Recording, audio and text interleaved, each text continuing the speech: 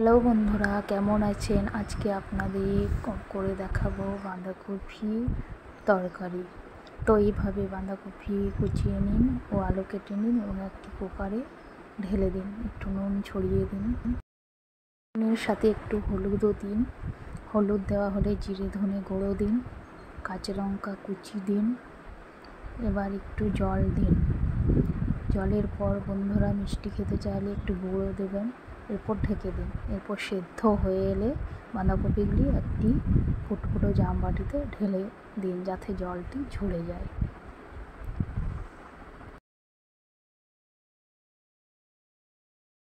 আর বন্ধুরা কড়াইয়ে অল্প তেলের মধ্যে 5 ফোড়ন এবং শুকনো লঙ্কা দিন।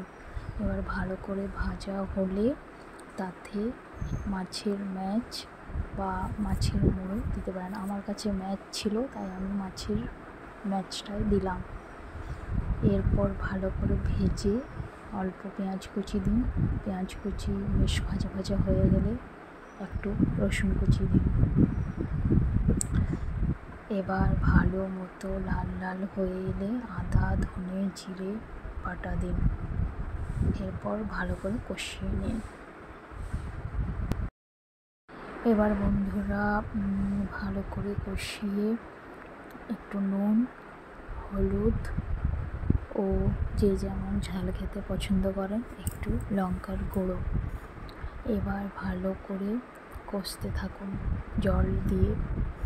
এরপর মশলা কষানো হলে যে বাঁধাকপি সেদ্ধ আপনারা জল ঝরিয়ে রেখেছিলেন সেটি দিয়ে দেন। এবার বাঁধাকপি দিয়ে ভালো করে কষাতে থাকুন। একটু বন্ধুরা টেস্ট করে দেখবেন, জল যেহেতু ঝরে গিয়েছে নুন মিষ্টি কেমন আছে।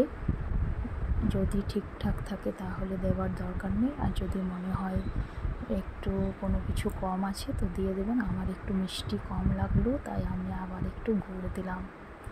এবার বাঁধাকপির যে জলটি ঝরেছিল সেই জলটি দিয়ে ভালো করে কষাতে থাকুন।